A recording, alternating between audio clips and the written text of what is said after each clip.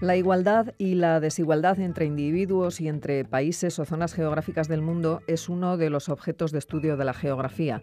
El pasado 7 de octubre se presentaba en Madrid el nuevo Informe Mundial sobre Desarrollo Humano, en el que aparece el Índice de Desarrollo Humano del último año. Los datos apuntan a una mayor desigualdad.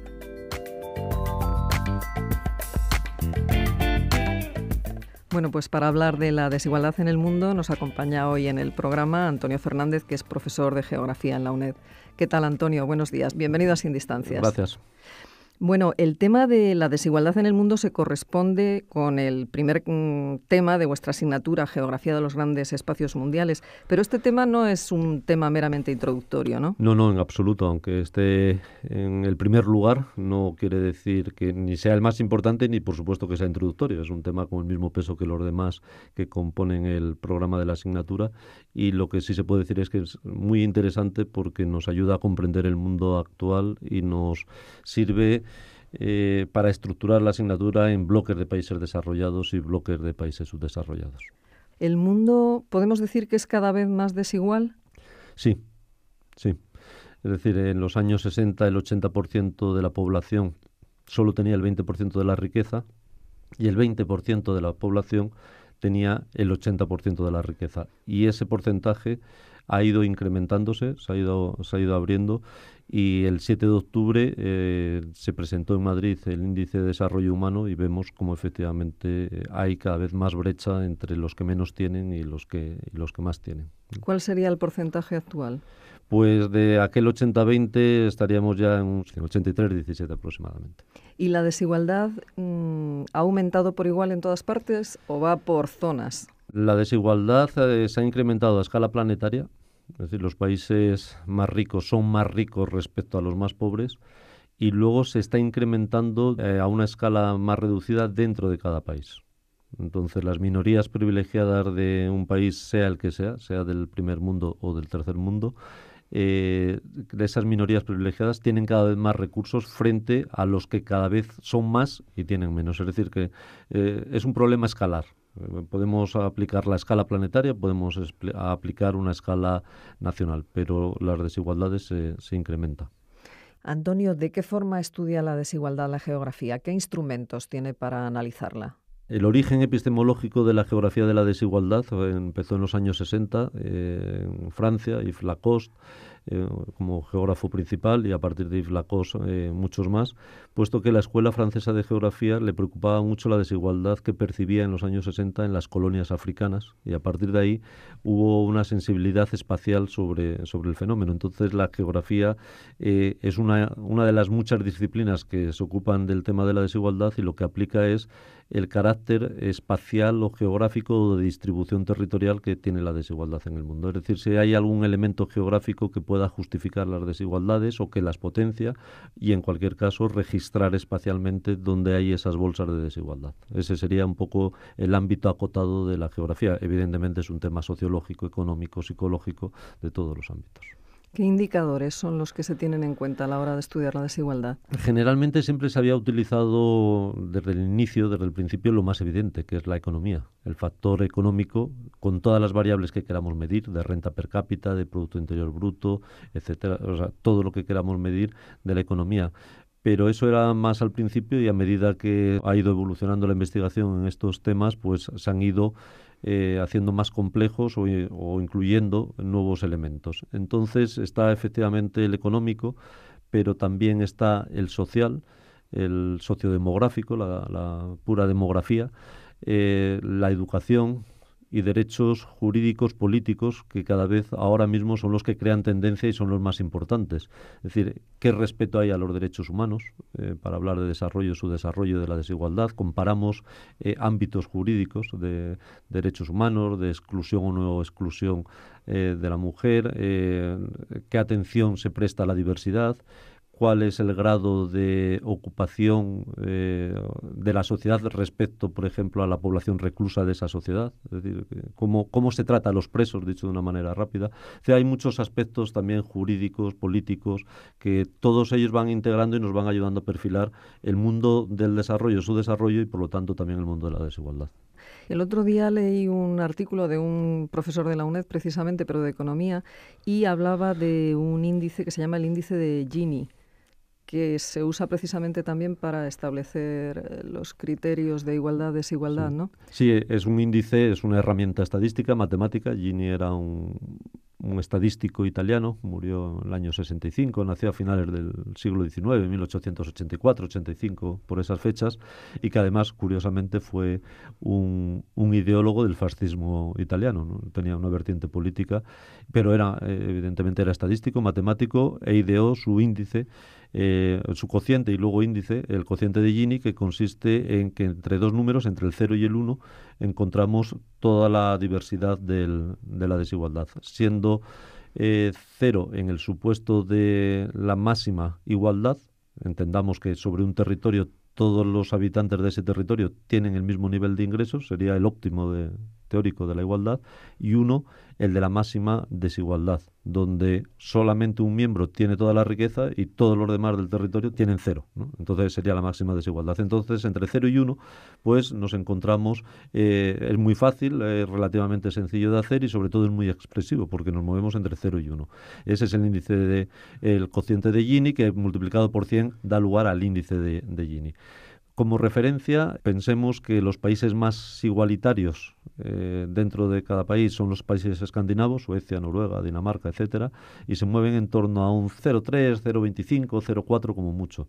Y los países más desiguales, que son China, Sudáfrica, los países iberoamericanos, están en 0,6, 0,7, ¿no? Así, es decir, evidentemente no existe el 0 absoluto en la realidad, ni el 1, sí en la teoría. Antonio, ¿y la clásica desigualdad entre países desarrollados y subdesarrollados se mantiene o aquí sí que se están produciendo cambios positivos? Se siguen manteniendo globalmente, lo cual no quiere decir que haya países que antes eran claramente subdesarrollados, que están en una carrera de despegue económico, incluso social, y que por lo tanto han acortado diferencias. Es un problema de escala, ¿no? y de qué analizamos, qué grupos de países analizamos. Entonces, efectivamente, hay países que antaño eran mucho más desiguales que son en la actualidad o que estaban más lejos de los países desarrollados. Ha salido recientemente las estadísticas de 2014 en el PIB y países como México, Corea, que hace años estaban muy lejos de España, pues nos han superado en PIB. Hemos pasado del puesto 9 al 14. Entonces, en ese aspecto, claro, hay un grupo de países que se mueven, que son los países emergentes, que con el desarrollo económico lleva parejo un desarrollo social y unas reivindicaciones y, digamos, una mejora en la calidad democrática, en la calidad política, y luego están los países que están en el foso y que siempre han estado ahí y que estaban entonces, siguen ahora, y sobre esos países la desigualdad es mucho mayor. Pero la desigualdad interna de los países no es privativa de nadie. Es decir, Estados Unidos tiene unas tasas de desigualdad que hacen sonrojar a un sueco, por ejemplo, muy similares a las que nos encontramos en Brasil o en Argentina. Sudáfrica y China son el top, están arriba del todo debido a ese crecimiento desordenado. Rusia también es muy desigual, pero sin embargo Kazajistán no, porque Kazajistán ha seguido una inercia de la política más o menos igualitarista que había en el momento del régimen soviético y no ha sufrido la revolución neoliberal de adaptación al sistema capitalista o al sistema de mercado que ha tenido Rusia. Entonces, luego hay que mirar caso por caso, ¿no? España es el país de Europa con mayor desigualdad, que donde está creciendo más la desigualdad. Estamos en unos parámetros aceptables a nivel global, pero si nos comparamos con nuestro entorno, resulta que estamos empezando a ser los más desiguales de los desiguales. ¿En qué medida crees que ha influido en esto la reciente crisis económica? Completamente, total y absolutamente, aunque esto es más de geografía económica, pero no cabe duda que ha sido uno de los factores, el quebranto o la erosión del estado del bienestar en el mundo occidental es otro de los factores. La aparición de los países emergentes que crea desigualdad en Occidente también, pues evidentemente es uno de los factores principales. Pero sobre todo en el momento en que deja de haber políticas de redistribución interna, en el momento en que el estado del bienestar empieza a presentar algunas grietas en algunos lugares, pues enseguida se están provocando bolsas de exclusión y la desigualdad se incrementa, sin duda. De todas formas, es curioso que, como acabas de señalar, el mero crecimiento del Producto Interior Bruto no significa que desaparezca la desigualdad, o, por ejemplo, en el caso de Kazajistán, el que sea un país pobre no significa que haya tantas desigualdades, Por ¿no? supuesto, por supuesto. Es que son conceptos diferentes. Es decir, son conceptos diferentes. Una cosa es la riqueza y otra cosa es cómo se distribuye esa riqueza o esa pobreza, ¿no? Entonces, esos elementos son básicos para entender. Y está muy bien la pregunta porque son dos conceptos completamente diferentes, pero complementarios y que se pueden dar en las circunstancias entremezclados, ¿no? Países muy pobres y muy desiguales, o países muy ricos y bastante iguales, como puedan ser los países escandinavos. ¿En qué medida las organizaciones internacionales intentan paliar estas desigualdades?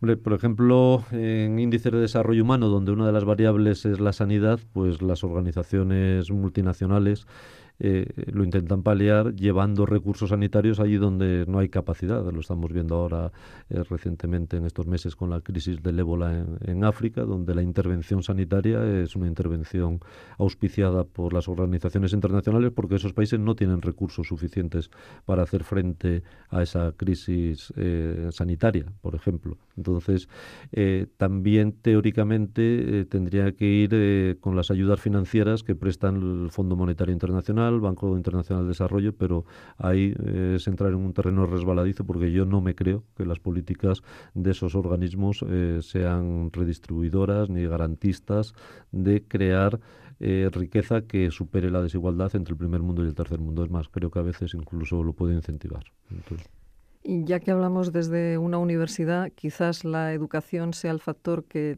tiende a igualar más a los individuos. debiera ser el instrumento de igualar a las sociedades, de igualar a los individuos, pero por desgracia es justamente ahora mismo quizás uno de los instrumentos que provoca más desigualdad. Porque el problema está en cómo se accede, quién accede a la educación y las calidades de educación. Entonces, sobre el papel, la educación es lo que nos haría a todos más iguales, más libres, más formados, más seguros de nosotros mismos, más empáticos con los demás, con más conocimiento. Es decir, la educación es la panacea, evidentemente. Y los que nos dedicamos a la educación, además, no lo creemos. Pero ¿qué sucede? Si esa educación no llega por igual a todo el mundo o llega de una forma dual, hay países, por ejemplo, en América del Sur, donde las minorías privilegiadas educan a sus hijos en las universidades norteamericanas. Y sin embargo el sistema educativo en su país pues deja bastante que desear. Entonces ahí tenemos un ejemplo como la educación lo que hace es perpetuar y ahondar más esa desigualdad. Entonces si hablamos de un sistema garantista o que garantiza un nivel educativo de calidad a todo el conjunto de la población, entonces sí logramos ese ideal, pero por desgracia no es así. Hay educaciones de primera, educaciones de segunda y de tercera y de cuarta. Muy bien, pues la desigualdad en el mundo. Antonio Fernández, profesor de Geografía en la UNED, muchísimas gracias por habernos acompañado hoy en Sin Distancias. Gracias a ti.